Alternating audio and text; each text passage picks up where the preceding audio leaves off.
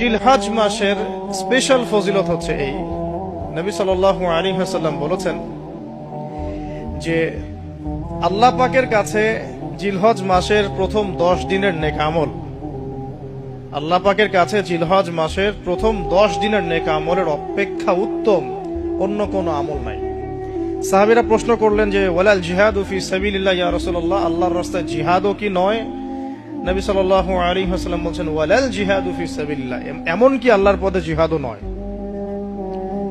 তবে সেই ব্যক্তির কথা ভিন্ন যে ব্যক্তি তার মাল এবং তার নফস নিয়ে বের হয়ে গেছে কিন্তু এটা কোনো কিছু নিয়েই ফেরত আসে নাই, মানে সে শহীদ হয়ে গেছে, সেই ব্যক্তির কথা ভিন্ন। বাকি এই 10 দিনের নেক আমল আল্লাহ পাকের কাছে অন্য সমস্ত নেক আমল চাইতে শ্রেষ্ঠ এবং উত্তম। আল্লাহ পাক সূরা ফজরের মধ্যে এই 10 দিনের কথা বলেছেন, ওয়াল ফজরি মানে প্রভাতের কসম বা ফজরের কসম, ওয়া লায়ালিন আশর এবং 10 রাতের কসম।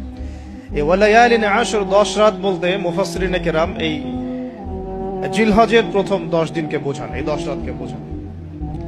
আবার সূরা ওয়াস সামাই যাতিল বুরুজ, আমরা সূরা বুরুজ পড়ি, ওয়াল ইয়াউমিল মাউউদ ওয়া শাহিদ ওয়া মাশহুদ, এখানে শাহিদ বলতে আরাফার দিনকে বোঝানো হয়, ওয়া মাশহুদ বলতে জুমার দিনকে বোঝানো হয়।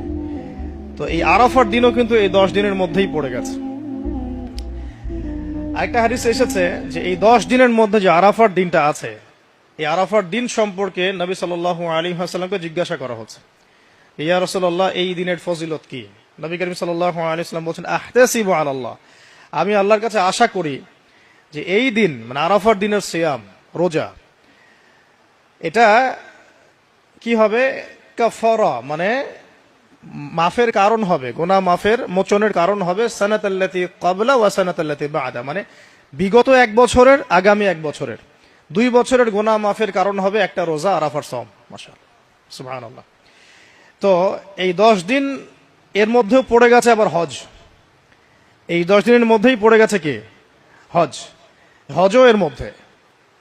আবার কুরবানি নাহার এটাও এর মধ্যে। তার মানে এমনি নর্মাল ইবাদত, নর্মাল বলতে আমরা গতানুগতিক যে ইবাদত করি, সালাত, সিয়াম, সাদাকা, হজ, আবার কুরবানি, আবার আরাফার দিন, সবকিছু মিলে এই 10 দিন বা 10 রাত একসাথে।